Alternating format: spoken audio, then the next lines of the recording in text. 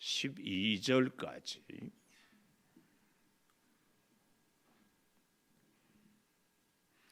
마태복음 19장 1절에서 12절.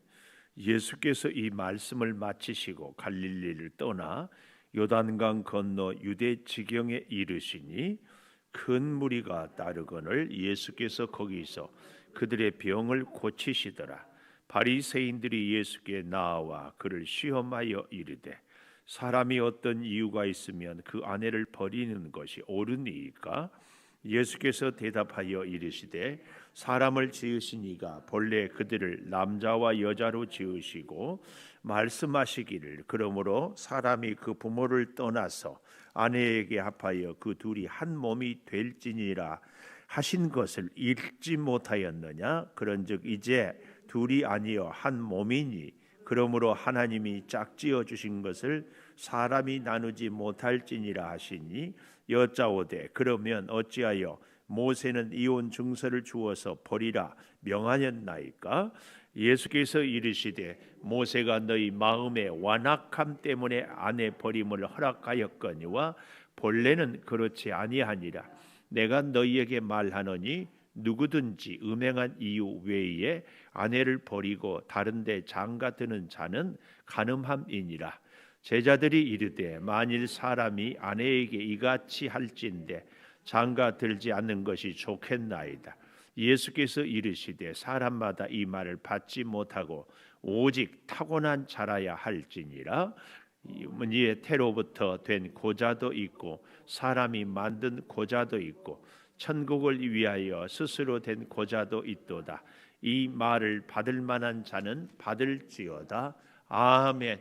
오늘 또 새벽을 깨우는 순간 너는 참 대견하다 엄지척 변함없이 새벽 제단을 지키는 참 훌륭하십니다. 이 모든 것이 주님의 은혜입니다. 아멘. 아멘. 오늘 제목을 여기 본문의 5절에 보면 둘이 한 몸이 될지니라. 가르침은 이혼에 대한 얘기로 시작했지만 예수님은 결혼의 진정한 의미를 설명하고 있다 하는 것입니다. 우리가 어제 용서에 대해서 배우지 않았어요? 용서는 우리가 우리에게 죄 지은 자를 사하여 준 것 같이, 그래서 제가 말씀을 듣고 깨닫는 게 내가 남을 복을 빌어주는 것이 내가 복 받는 비결이다. 이런 말씀도 드리지 않았습니까? 오늘 그 가르침을 주고 있는데 여기 1절 예수께서 말씀을 마치시고 갈릴리를 떠나 요단강 건너 유대 지경에 이르니까 큰 무리가 다 따르거늘 그들의 병을 고치더라. 그러면 바리새인들이 와서 병을 고친다든지 혹은 병자들을 데리고 와서 고침을 받게 한다든지 혹은 수고하는 예수님께 물이라도 냉수라도 한 컵 드린다든지 그러면 좋으련만 여기 뭐 하고 있어요? 3절에 바리새인들이 예수께 나와 그를 시험하여 이르되, 참 좋지 않는 자세가 사람과 사람을 만나서 시험하려고, 그것도 꼭 애매한 문제들을 갖고, 예를 들면 우리 신체의 기능 중에 아주 이런 말도 안 되는, 제가 책에서 우리 몸에 사람마다 다 있는 배꼽은 상체인가 하체인가, 이런 성경도요 이렇게 애매한 얘기들이 있거든요. 그런 걸 갖고 꼭 이렇게 질문하고 묻는, 물고 넘어진, 이것은 아주 좋은 자세가 아니에요. 이단들이 교회 와가지고 꼭 묘한 것만 이렇게 묻고 있고 하는 것을 절대, 그래서 우리는 사람을 만날 때에 시험하려고 만나요. 뭐 좀 알고, 특히 우리가 신앙생활도요, 내가 성경 좀 공부하고 내가 뭐 좀 지식 좀 알고 그러면은 착 물어봐. 그거 어떻게 생각하냐고. 그래가지고 마음에 안 들면은 너는 수준 이하다. 그래. 또 마음에 들면 제법이네. 우리는 절대 이렇게 사람에 대해서 시험하려고 해서는 안 된다. 오늘 예수님의 교훈. 자, 그런데요, 시험하려고 바리새인들이 예수님을 시험해요. 사람이 어떤 이유가 있으면 할 때 원문을 잘 찾아보니까 어떤이란 말은 모든 것, 모든 이유는 죄목, 모든 죄, 크고 작은 모든 죄가 있으면 그 아내를 버리는 것이 옳습니까? 이렇게 얘기를 해요. 당시에 예수님 당시에 이 바리새인들 유대인들에게 큰 두 물줄기, 율법을 해석하는 두 물줄기가 있었는데 오늘날 우리로 말하면 보수파, 진보파 이렇게 나눌 수 있어요. 그 한 파가 힐렐파라고 해요. 힐렐파. 이 힐렐파는 율법을 해석할 때 이런 게 이혼의 근거가 되는 것은 여자가 모든 죄를 범하면 다 여자를 버릴 수 있고 이혼할 수 있다. 근데 아주 유대인들도 그렇고요. 인류 역사가 그래요. 남자가 잘못하면 남자는 버려야 돼요, 안 버려야 돼? 저를 포함해서 그래서 남자들은 참 나빠. 오직 안 나쁜 남자는 한 분 있어요. 예수님. 또 예수님도 또 여자냐 남자냐, 하나님도 여자냐 남자냐 뭐 이렇게까지 얘기를 하는 분들도 있는데 남자는 버려야 돼요, 안 버려야 돼? 거의 역사가요 남성 중심이어서 남자는 절대 진리야. 문제는 항상 여자다 이렇게 얘기. 그래서 여자를 버리기도 하고 여자를 데리고 오기도 하고. 하여튼 이 세상의 모든 문제는 여자라고 하는데 아니에요. 사실은 누가 문제예요? 남자가 문제. 선악과 문제도 여자가 따먹었어도 그렇게 안 먹었으면 됐지. 이 힐렐파는 모든 죄가 있으면 다 여자를 버릴 수 있다. 이렇게 생각하는 사람들이 있는가 하면은 사마이파라고 있어요. 사마이파는 이 간음 외에는 여자를 아내를 버려서는 안 된다. 이렇게 얘기하고 있는데, 그런데 예수님이 그래서 힐렐파처럼 모든 죄가 있으면 다 버려야 된다. 이 의견을 따르면 예수님이 올무에 걸리게 돼 있어요. 어떤 올무? 예수님은 죄인과 세리들의 친구였잖아요. 죄인하고 세리하고 친구이면서 죄만 있으면 다 버리라. 예수님이 말 따로 행동 따로 하느냐? 이렇게 올무를 딱 걸고 넘어질 거예요. 그렇죠? 그러면은 또 간음했으니까 버려라. 그러면 당시의 왕이 헤롯 안디바, 그 헤로디아 우리가 알잖아요. 그래서 그 딸 시켜서 세례 요한을 죽인 것처럼 예수님 당신도 죽여야 된다. 그러면 예수님은 인류를 위해서 마지막 십자가로 돌아가셔야 되는데 여기서 억울하게 흔히 속된 말로 개의 죽음을 당할 수 없잖아요. 이럴 수도 없고 저럴 수도 없고. 하여튼 바리새인들은 참 묘하게, 또 사두개인들은 한 여자가 결혼했는데 아들만 7인 집에 있는데 뭐 어떨까? 하여튼 이렇게. 여러분, 우리가요 뭔가를 좀 안다, 뭔가를 좀 가졌다, 뭔가를 좀 배웠다, 이것 갖고 그렇지 못한 사람들을 시험하고 평가하는 것은 정말 안 좋다. 여러분, 그래서요 결론부터 얘기하자면 결혼은 왜 합니까? 하고 물으신다면 행복하려고 합니다 하는 분들은 다 틀렸어. 결혼은요 3일 행복하고 30년 고생하려고 하는 것이 결혼이에요. 목사님이나 그런지 몰라도 나는 안 그래요. 아니요. 결혼해가지고 살아보십시오. 그 사람 때문에 행복해요? 죽도록 고생하지. 그래서 성경도 멍에를 같이 매라고 그랬어요. 멍에를 같이 매는 거예요. 뭐 어떤 남자가 여자를 행복하게 해줘요? 어떤 여자가 남자를 행복하게 해요? 좀 더 근본적인 질문. 여러분, 행복이 뭐예요? 행복이 뭐예요? 행복이 뭐냐고 물으신다면 저 멀리 떠 있는 무지개예요. 이렇게 우리에게 있어서 진짜 행복이 뭐냐고요. 뭐가 행복이에요? 내 소원 이루는 것이 행복이에요? 행복이 뭐예요? 행복해요? 행복하냐고. 행복한 사람, 행복도 안 하는데 왜 살아요? 사모님 행복해요? 또 이제 나는 가서 죽었다.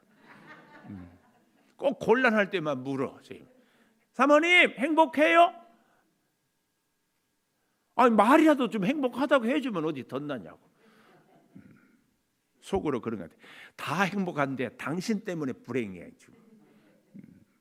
여러분 행복이 뭐냐고. 행복 없어요. 행복이 왜 행복이 없느냐?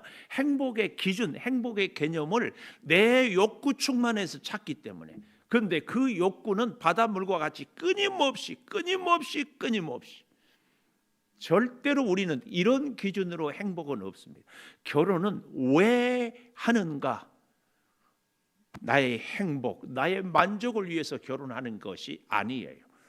우리들 교회 김양재 목사님은 결혼은 행복하려고 하는 것이 아니라 거룩하기 위해서 결혼한다. 이런 정의를 내리더라고. 본인이 정말 멋진 집에, 남부럽지 않은 집에 피아노를 잘 치면서 의사 집에 시집 갔는데 결국은 고생하다가 돌아가시고 남편이. 그래서 새롭게 은혜를 받고 목회를 하면서 깨닫는 나름대로의 결혼에 대한 정의예요. 저 여기 서 있는 김은석 목사의 결혼의 정의는, 행복의 정의는 뭐냐? 사람을 살리는 것, 다른 그 사람의 부족을 채우기 위해서 내가 결혼하는 것이다. 내가 이 말씀을 묵상하면서 내린 결론이, 왜 둘이 결혼해요? 그 사람의 부족을 내가 채우기 위해서.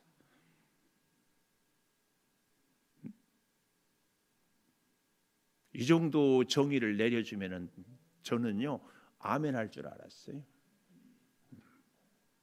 그 사람의 부족을 채우기 위해서 하나님이, 너는 수많은 사람들을 다 부족한 걸 채우지 못하니까 믿지 않는 네 남편, 마음에 들지 않는 네 아내, 그 사람 한 사람 부족함을 채워라. 이게 결혼이. 결혼은 뭐라고요? 상대의 부족. 이게 왜 이렇게 중요하냐면은, 제가 요즘에 머릿속으로 생각하고 있는 것 중에 하나가, 왜 우리가 갈등하는가? 교회 안에서도 왜 서로 불평불만이 생기는가? 그리고 사람들이 서로 관계가 이렇게 하는가? 이유가 있어요. 그 이유가 뭔 줄 아세요? 내가 옳다, 이 정의에 대한 문제예요. 그러니까 내 마음에 안 드는 저 사람이 왜 문제예요? 저 사람은 틀렸고 나는 옳고, 그런 거 아니에요? 여기 서 있는 목사도, 여러분 누가 그러더라고 저보고, 목사님 설교는 좋은데 자꾸 우리를 책망하는 것 같아서 듣기가 부담스럽다고. 그래서 제가 많이 깨닫고, 그렇구나, 바꾸려고 노력을 하고 있어요. 그러나 책망일 수도 있겠지만 가능하면 하나님의 말씀 본문 중심으로. 자, 그런데요, 성경이 말하는 의인은 나는 옳고 너는 틀리고 이런 게 아니에요. 성경이 말한 의인은 이 저스티피케이션, 이 세상에서는 정의가 어쩌고 저쩌고 얘기하는데, 제가 보는 성경, 이 마태가 말하는 성경의 의인은 마태복음 1장 19절에 한번 보십시다. 성경이 말하는 의인은 뭐냐? 마태복음 1장 19절. 그의 남편 요셉은 의로운 사람이라. 의로운 사람이 뭐예요? 그를 드러내지 아니하고 가만히 끊고자 하는 사람. 아니 어때요? 자기의 정혼한 아내 마리아가 느닷없이 임신을 한 거예요. 우리 같으면, 아니 당시에 유대의 규례를 맞추면은 돌 던져서 죽여야 돼요. 아니 나하고 결혼한 정혼한 여자가 딴 남자의 아기를 가졌으니까 이것은 소문을 내고 증인을 세우고, 자 봐라, 그래야 되는데, 요셉은 어떤 사람이었다? 의로운 사람이었어. 그래서 그 아내를 죽이지 않고 자기와의 정혼의 관계를 끊어서 아내 마리아를 살리려고 한 사람, 이 사람이 성경이 말하는 의예요. 오늘 우리에게 있어서도 내가 의로운 사람이라 이 말은 상대의 약점을 들추어내고 상대에 대해서 판단하고 정죄하는 것이 아니라 그 사람을 살리는 사람, 그 사람을 세우는 그것이 의다. 의. 우리는 성경이 말하는 의에 대해서, 그래서 여러분, 의가 중요합니까? 생명이 중요합니까? 이걸 얘기할 수 있어요. 아무리 죄인이어도 그 사람을 정죄하고 죽이는 것은 의가 아니에요. 아무리 죄인이라도 그 사람을 살리는 것이 성경이 말하는 의입니다. 예를 들면 동성애, 도저히 우리는 동의할 수 없어요. 남자와 여자가 한 몸이 된다고 오늘 또 그러니까 본문에. 근데요, 이 사람들은요, 왜 사람이 남자와 여자냐? 그래서 이 동성애를 하는 사람들은 혼인 이 결혼 신고할 때도 남자 여자가 결혼한다 이렇게 안 해요. 그러면은 성에 대한 문제가 돼요. 정체성. 그러면 어떻게 혼인 신고를 하는가? 사람 김은성, 사람 윤신자가 결혼해서 한 가정을 이루었다. 이것은 남자 김은성, 여자 윤신자하고 다르는 얘기예요. 남자나 여자나 이게 문제가 아니에요. 왜 사람을 남자와 여자로만 구분하는가? 남자도 아니고 여자도 아닌데 사람이다. 이것이 동성애자들이 주장하는 거예요. 근데 여러분, 이 동성애자들이 성경의 원리로 맞아요? 그럴 수 없어. 이 동성애자들만 다 살고 사람과 사람이 결혼하면 어때요? 애가 낳을 수 없어요. 그러면 인류는 망해요. 망해. 그럼에도 불구하고 우리는 그러니까 그 동성애자는 죄인이다, 죽여야 된다, 이게 아니고 성경이 말하는 의는 그 동성애를 우리가 동의하거나 동성애를 지지할 수는 없지만 그 동성애자는 긍휼히 여기고 구원을 얻게 해야 되는, 이것이 성경이 말하는 의다, 그 말이에요. 우리는 신앙생활에 오늘 이 이혼에 대한 얘기를 하면서요 정죄하거든요. 성경이 말하는 의는 나의 옳고 그름을 얘기하는 것이 아니라 그 사람을 살리느냐 죽이느냐 생명에 대한 얘기를 꼭 해야 돼. 그러니까 저 사람은 저러면 안 돼, 틀렸어, 문제 있어, 그래서 그 사람이 산다 하면 살리면 이건 의예요. 근데 내가 판단하고 정죄하고 그래서 심판함으로 그 사람이 죽는다, 그러면 나는 의가 아니라 불의예요. 여러분, 내가 옳다고 생각하는데 사실은 내가 불의한 자일 수 있어요. 절대 우리는 이 원리를 기억해야 돼요. 자, 그래서요 보십시오. 가정을 이루는데 오늘 여기 본래 4절에 보십시오. 본래 이 말은 언제예요? 아르케스 창조할 때부터, 태초부터 남자와 여자만 있었어요. 남자 아니고 여자 아니고 사람이 있었다. 이런 것은 우리 사람들이 만들어낸 말이에요. 하나님은 남자 여자 창조했어요. 그 말씀하시기를 그러므로 사람이 그 부모를 떠나서 아내에게 합하여 그 둘이 한 몸이 될지니라. 문법적으로 떠나서 이 말은 능동태예요. 스스로 떠나야 돼요. 내가 능동적으로. 그리고 합한다 이 말은 신적 수동태예요. 하나님이 말씀해 둘이 합하라. 이 한 몸이 된다 할 때예요. 합하여 한 몸이 된다 할 때에 이 합한다 이 말은요, 이 나무를 이 종이를 악여풀로 딱 붙이는 그런 원문의 의미가 있어요. 이걸 그냥 붙이면은 딱 붙었는데 떨어지면은 어떻게 돼요?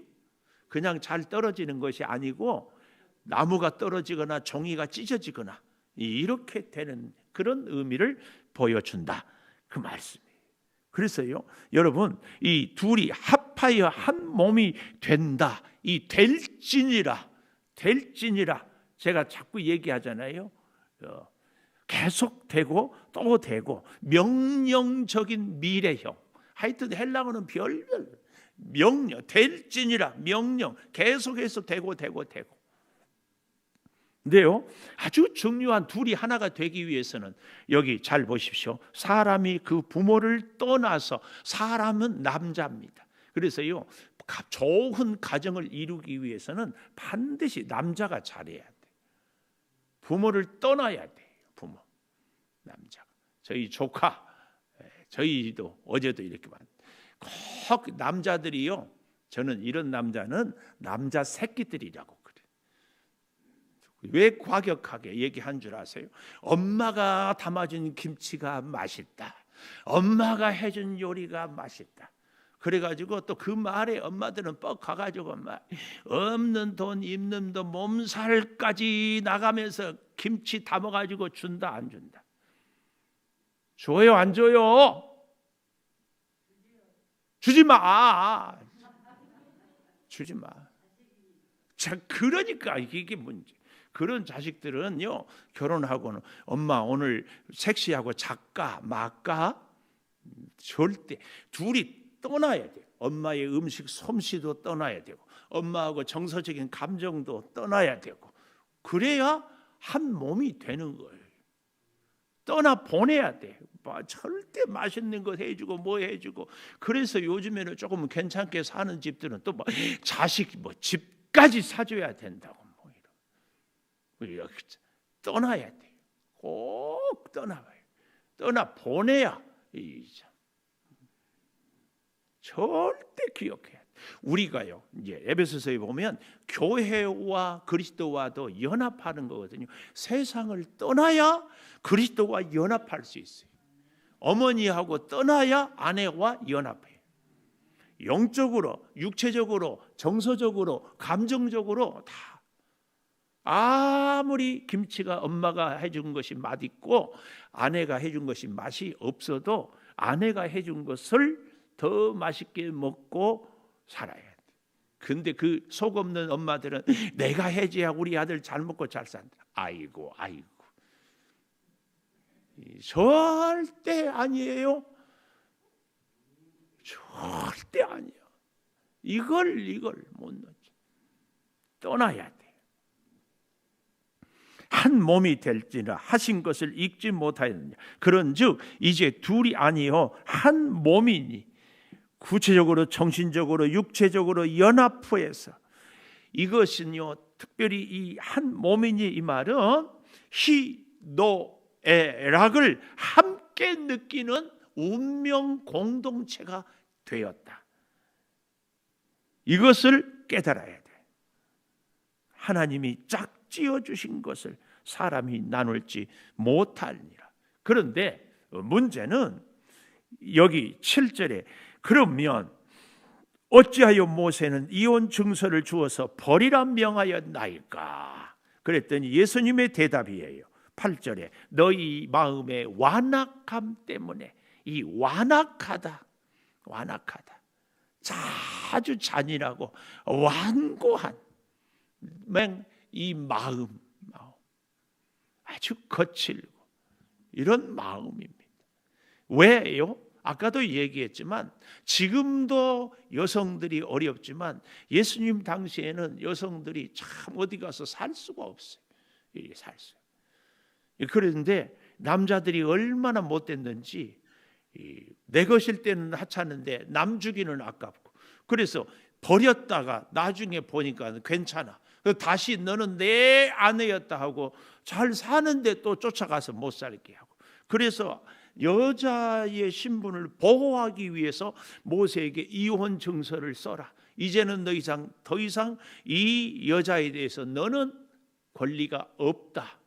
이걸 얘기하는 거예요. 근데 여러분, 이렇게 또 질문하는 사람들이 있어요. 하나님이 전능하시고 하나님이 전지하시기 때문에 둘이 결혼하다가 마음에 안 들어서 서로 이혼할 것이다. 이것을 알고 계셨을 것이다. 어때요? 여러분 알았을까요? 몰랐을까요? 하나님. 그러니까 이혼에 대한 얘기도 생각하고 결혼을 하라고 했을 것이다. 이런 것은 말도 안 돼요. 지가 죄 지을 것 알고 죄 지은, 선악과 따먹을 줄 알고 선악과를 만들었다. 아니에요. 우리 하나님은 남자와 여자가 결혼해서 한 몸을 이루고 정말 하나님과 함께 살기를, 아담이 혼자 있는 것이, 독처하는 것이 좋지 아니하니까 함께 살라고 하나님이 이렇게 하와를 주신 것은 하나님을 더 잘 섬기고 하나님 때문에 더 감사하고 살라고 했지, 그거 선악과 따먹고 둘이 하나님한테 쫓겨나라고 했겠습니까? 근데 우리가 정말 악한 것은 그렇게 자기가 죄를 지어놓고 자기가 하나님의 말씀대로 살지 못해놓고 자기를 합리화하는 이런 일들, 이것은 우리가 단호하게 회개. 왜 자꾸 하나님 핑계를 대요? 해서는 안 될 일들.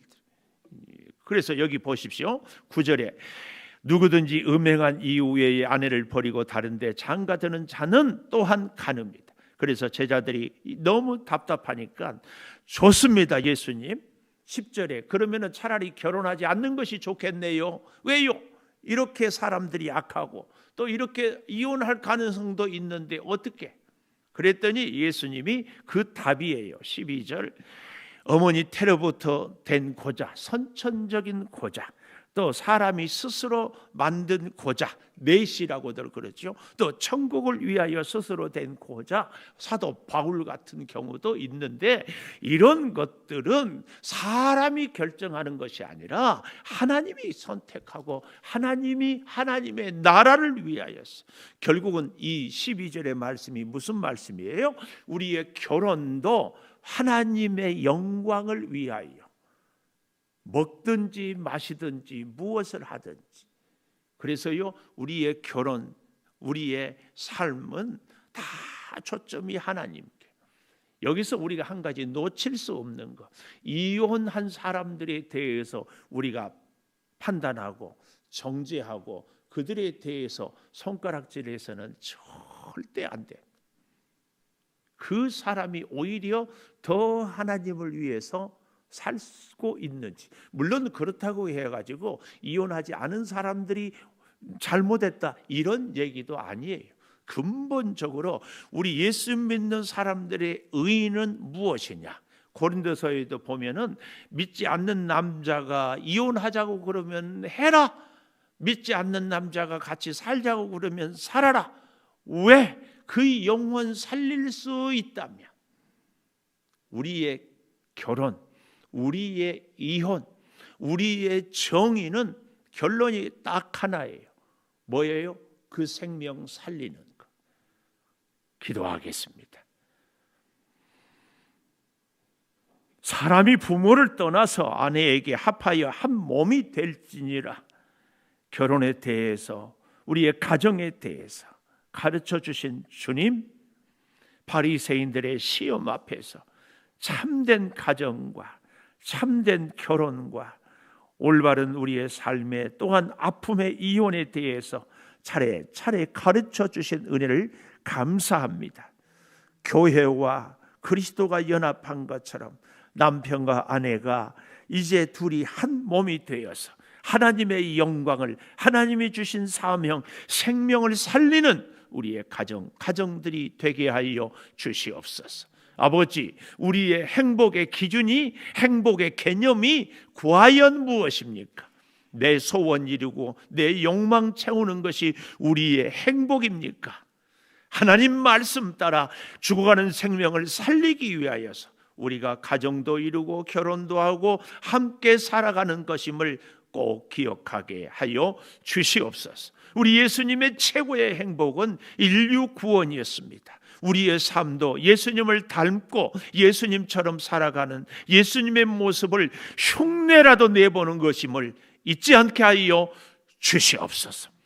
지금은 우리 주 예수 그리스도의 은혜와 아버지 하나님의 무한하신 사랑과 성령의 감화 감동하심이 영원토록 함께 하시옵기를 간절히 축원하옵나이다. 아멘. 기도하십시오.